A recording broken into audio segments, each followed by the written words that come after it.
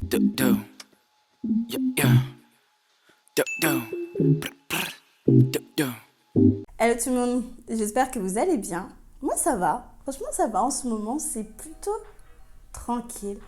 Même si, comme vous l'avez vu dans le titre de la vidéo, on va parler de l'hiver. L'hiver, je peux pas vraiment dire que je suis une fan de cette période parce que déjà d'une, comme l'automne, je ne fais que tomber malade, même si c'est là, voilà, c'est les fêtes de fin d'année, tout le monde est content, c'est la fin d'année, on passe à une nouvelle période. Moi, je n'aime pas l'hiver.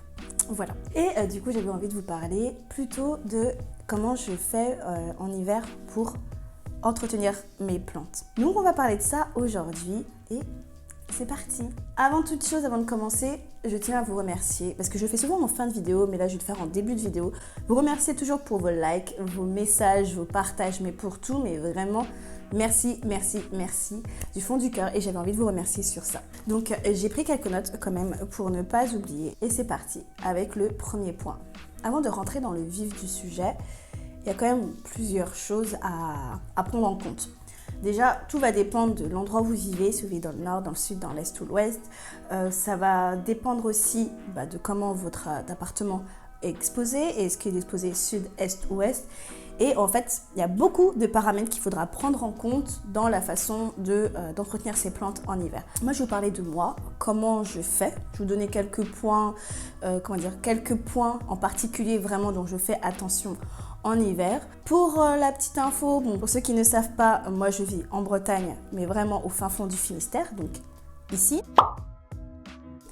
Et je suis exposée dans un appartement complètement sud. Voilà, sud, sud, sud, il n'y a que du sud chez moi. Et franchement, c'est top. Et je sais que comparé à d'autres appartements qui sont plutôt exposés nord ou qui sont plutôt dans le nord de la France, on n'aura pas les mêmes conditions. C'est pour ça que je vais vous donner plusieurs points à faire attention. Le premier point pour moi est l'arrosage. Il va falloir espacer vraiment vos arrosages.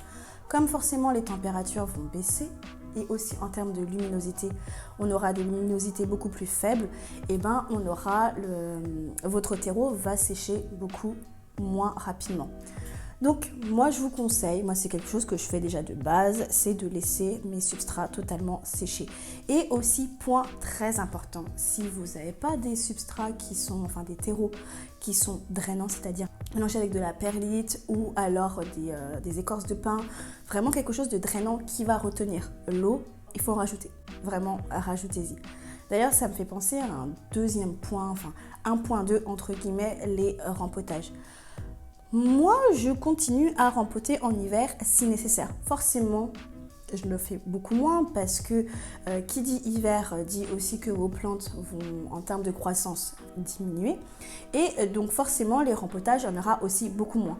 Mais si vous voyez qu'il y a besoin de rempoter une plante, faites-le. Voilà, faites-le. Par contre, évidemment, faites-le.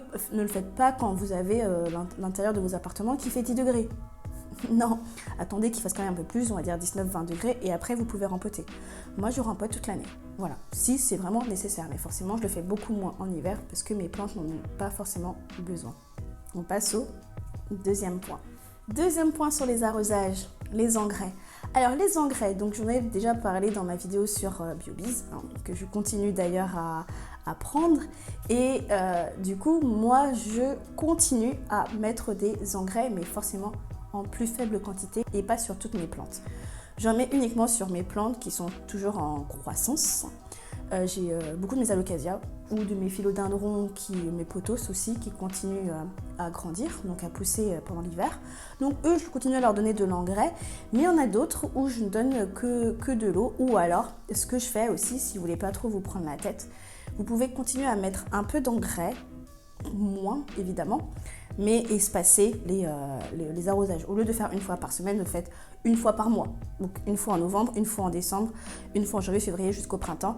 Et voilà, ça peut aussi, vous pouvez aussi faire comme ça ou alors tout simplement arrêter. Mais ça va dépendre évidemment de votre observation et de voir si vos plantes continuent à grandir ou pas. Le deuxième point, l'exposition. Alors, l'exposition, parlons-en. Donc effectivement, comme on arrive en hiver, on a des journées qui sont beaucoup plus courtes et de la lumière beaucoup plus faible. Si vous êtes exposé sud comme moi, enfin même pas, peu importe l'exposition, j'ai envie de dire, coller vos plantes à vos fenêtres. Pourquoi? Alors tout simplement parce que déjà, elles auront une meilleure lumière et en plus de ça, c'est pas parce que le soleil est plus bas, donc ils vont forcément avoir peut-être si vous êtes exposé sud comme moi, donc vous allez avoir du soleil direct sur vos plantes, mais en fait la chaleur du soleil sera beaucoup plus faible, donc n'hésitez pas à le faire. De toute façon, moi déjà de base, mes plantes sont collées à ma baie vitrée, à mes fenêtres exposées sud. Et elles adorent. Voilà. Et elles adorent. D'ailleurs, des fois on me demande, mais comment ça se fait que tu aies des feuilles aussi grandes? L'exposition. Voilà, il n'y a pas de secret, c'est vraiment l'exposition. Et d'ailleurs, petit astuce 2.1 sur le point de l'exposition, nettoyez vos vitres. Vous pouvez en profiter aussi pour faire un petit ménage sur vos vitres pour que vos plantes reçoivent une meilleure luminosité. Troisième point, le chauffage. Nos intérieurs vont forcément diminuer en termes de température. Donc on va commencer à voir, on va rallumer le chauffage et on va avoir des intérieurs beaucoup plus secs. Ça dépend. Moi mon intérieur finalement il n'est pas si sec que ça. Je regardais encore pas plus tard que tout à l'heure avant que je filme ma vidéo. Dans ma pièce principale je suis encore à 60% d'humidité pour 22 degrés. Donc franchement ça va vraiment bien. Si c'est pas le cas, si vous voyez que vos températures, votre humidité baisse, vous pouvez investir dans un humidificateur. Mais qui dit humidificateur dit aération. Aérer vos pièces. Et ça, c'est comme en été. En hiver, on continue d'aérer ces pièces pour qu'il y ait un maximum d'air, un maximum de flux d'air et qu'on évite d'avoir des champignons qui viennent s'installer sur vos plantes et qui, dû à un manque d'air, d'aération, vous pouvez perdre une plante très facilement comme ça, dû au fait qu'il y a un trop fort d'humidité et qu'il n'y ait pas assez d'aération. Quatrième point, si je dis pas de bêtises. Quatrième point, on continue de bien observer ces plantes. Ça peut paraître bête, dit comme ça, mais comme on arrose moins ces plantes, comme on s'occupe moins, entre guillemets, on aura peut-être tendance à les laisser un peu de côté et à moins les observer qu'en été ou au printemps, où on est là, on fait du rempotage, on fait du bouturage, on est là à surveiller les nouvelles feuilles, alors qu'en hiver, comme elles sont plus en dormance, entre guillemets, une croissance plus ralentie, on les laisse un peu, on les observe moins. Alors, ne faites surtout pas ça. Continuez à prendre vos routines, continuez à faire vos routines, continuez à regarder vos plantes comme d'habitude parce que ça nous amène à l'un des points dont je vais ramener après, mais c'est très important. Aussi, ne soyez pas surpris si vous voyez que vous voyez des feuilles en fait qui tombent. Vous voyez les feuilles d'en bas qui commencent à jaunir tout doucement. C'est aussi une adaptation de l'hiver. Mais pas trop non plus. Qu'elles perdent une ou deux feuilles, ok. Mais si vous voyez quand même qu'on va commencer à avoir beaucoup de feuilles qui tombent, ce n'est pas normal. Et l'observation nous amène du coup au point suivant. Le problème de l'hiver, c'est aussi le retour de ce dont on ne doit pas prononcer le nom. Ces insectes que je déteste, les tripes et les acariens. Spécialement chez moi. Après, je ne sais pas si chez vous, vous avez d'autres nuisibles qui peuvent revenir, mais moi, principalement, c'est les trips et les acariens. Et j'ai l'impression que c'est comme ça, c'est un cycle perpétuel où elles sont là en été, puis après tu t'en débarrasses, et après elles reviennent en hiver, tu t'en débarrasses, elles reviennent en été, et ainsi de suite. Donc c'est pour ça que je dis soyez très observateurs, surtout les acariens, c'est leur meilleure période pour revenir. Parce que là, il fait beaucoup plus chaud, il y a beaucoup moins d'humidité, et c'est des conditions propices pour que les acariens reviennent en flèche. Et ça, c'est compliqué. D'ailleurs, moi, ce que je vous conseille, et d'ailleurs, c'est ce que je pense que je vais faire, je vais observer d'abord mes plantes avant, mais c'est pourquoi pas prendre justement des acariens prédateurs. Enfin, prendre des prédateurs contre les acariens pour cet hiver. Comme ça, alors c'est vrai que c'est un peu plus cher, parce que je crois qu'on est à l'entour de 20 €, mais c'est tellement plus simple. Vous mettez votre sachet autour de vos plantes, les insectes se battent contre d'autres insectes et vous dormez sur vos deux oreilles. Bon, il faudra quand même observer la guerre pour être sûr que les acariens que vous avez achetés gagnent contre les autres acariens.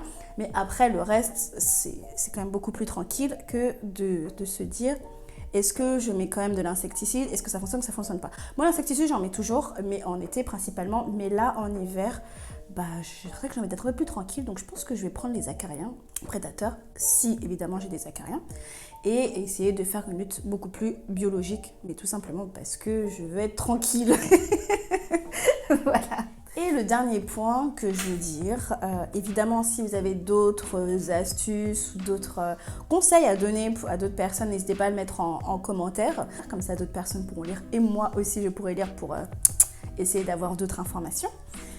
Et moi le dernier point que je voulais vous dire c'est continuez à entretenir vos plantes comme d'habitude. Mais prenez quand même en compte que voilà, c'est l'hiver, que voilà, il faut espacer les arrosages, moins mettre d'engrais, faire attention au retour des trips, ne pas paniquer si vous voyez qu'il y a des feuilles voilà, qui tombent. Mais voilà, c'est ça que je voulais dire, c'est que ça va bien se passer. Enfin, cette vidéo s'adresse surtout aux personnes, on va dire, c'est leur premier hiver avec leurs plantes et qui ont besoin un peu d'astuces. Mais vraiment, dans l'ensemble, ça va. Vraiment, je trouve que même l'hiver, c'est une période beaucoup plus simple parce que déjà, comme je disais, on arrose moins ses plantes. On a moins de problématiques, entre guillemets, en termes de... les plantes se stagnent, donc vous les laissez un peu plus tranquilles. Il n'y a pas ce besoin de rempotage, ce besoin de bouturage, ce besoin d'entretien max. Par exemple, le besoin de douche. Les douches, là, je les fais beaucoup moins en hiver qu'en été. En été, les douches, j'y vais. Alors qu'en hiver, j'en fais quand même beaucoup moins. Alors que des douches, ça peut me prendre jusqu'à 4-5 heures. Ça me prend énormément de temps. Ça me prend énormément de temps. Et là, du coup, je le ferai peut-être que dans 1 mois et demi, la prochaine douche. Donc voilà, c'est notre période. C'est une période beaucoup plus calme, beaucoup plus tranquille, où vous prenez surtout le temps de profiter un peu de vos plantes et de moins faire de jardinage, entre guillemets. Mais évidemment, moi j'aurais toujours des choses à vous dire parce que il s'en passe des choses ici. Bref, en tout cas, on arrête là pour aujourd'hui. Merci beaucoup d'avoir regardé jusqu'au bout.